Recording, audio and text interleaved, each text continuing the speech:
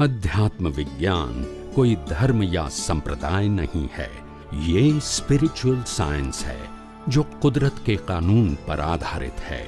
ये विज्ञान पूरे ब्रह्मांड के सभी रहस्यों को उजागर करता है और जीवन के सभी पहलुओं को समझने के लिए एक नई दृष्टि देता है।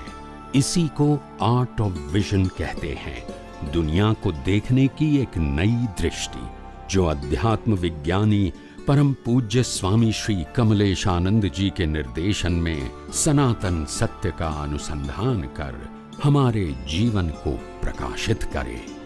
जय सच्चिदानंद। તમારા જ્યાં સંજોગ હોય ત્યાં જજો, પણ દ્રષ્ટિમાં વિજ્ઞાન રાખજો। શું રાખજો? જેથી નીચે ના ઉતરી જાઓ, ગમે ત્યાં જાઓ। આ તો શું કે છે, પિક્ચર જોવા જવાય, નાટક જોવા જવાય, સિનેમા જોવા જવાય, હોટલમાં જવાય, ખાલી બીજે સત્સંગમાં ના જવાય। બોલતા નથી। This is correct understanding? આ સાચું છે? એટલે ધીમે ધીમે આ બધી દરેક ધર્મોની અંદર જે કટ્ટરતા આવી ગઈ છે ને, માણસ બચારો સહજ રહી શકતો નથી। પછી જે બધું કરે છે ને, પરાણે કરે છે, પરાણે પ્રીત કરે ને એવું પરાણે કરે છે। શું કરે પછી? Because they have no option. પણ આપણે એવું ઈચ્છીએ કે ભગવાન, હે અંતર્યામી પરમાત્મા, સર્વને સદબુદ્ધિ આપો અને બધાને પોતાની પ્રગતિનો માર્ગ મળી રહો, એવો આપણો ભાવ કરો। એટલે આવું આ આધ્યાત્મનો માર્ગ એટલો સુંદર માર્ગ કુદરતી પ્રગટ થયો છે એ મેં પ્રગટ કર્યો નથી। દાદા ભગવાન કે છે આ જ્ઞાન મને થયું કે મેં મારા કોઈ ચમત્કારથી ઊભું નથી થયું।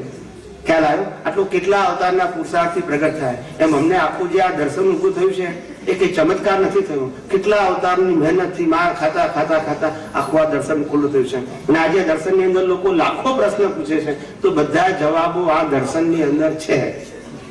સમજાય છે ને? દાદા કે છે કે એમાં અમારા જ્ઞાનની અંદર બધા પ્રશ્નોના જવાબ છે, એમાં વિજ્ઞાનની અંદર પણ બધા પ્રશ્નોના જવાબ છે। ખ્યાલ આવી ગયો ને? એટલે તમને એક આગળ વધવાનો માર્ગ દાદા ભગવાને એવું કીધું કે અમારા જ્ઞાન પછી કર્મ બંધાય નહીં, એવું કીધું। એટલે આપણે શું માની લીધું કે કર્મ હવે નહીં બંધાય? એમને કહેવાનો અર્થ આપણે ના સમજ્યા। એવું કે છે કે મેં આ જ્ઞાન આપ્યું છે, એ જ્ઞાન જો હાજર રહેશે તો તમને કર્મ નહીં બંધાય, પણ નહીં હાજર રહેશે તો એનો જવાબ એમને નથી આપ્યો। એટલે આપણે સમજી ગયું કે આપણે તો રહી જ છે। આ અજ્ઞાનતા કહેવાય।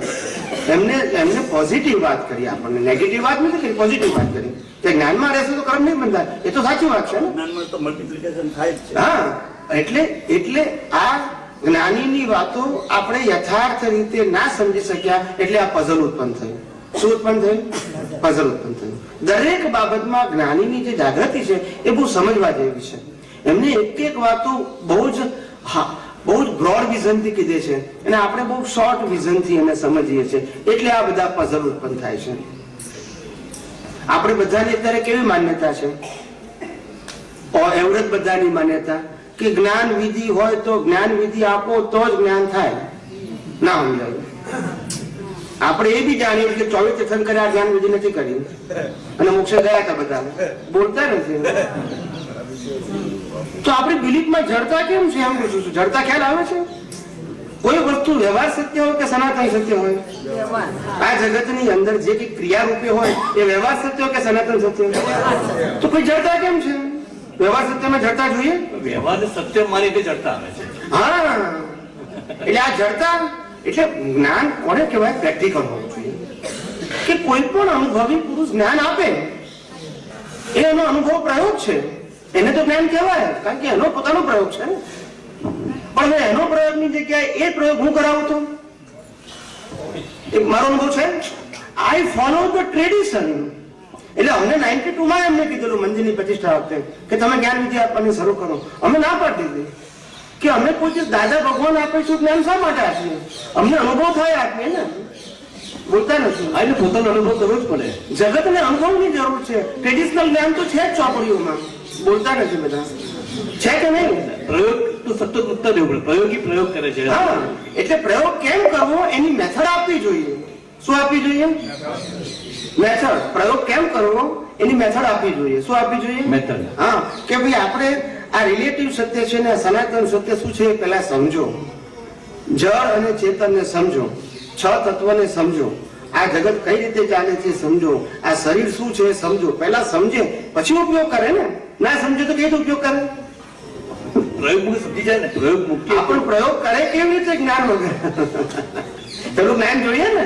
જે આપણે સત્સંગમાં ચાલે છે એ એનો અલ્ટિમેટ પ્રયોગ મૂકવો છે.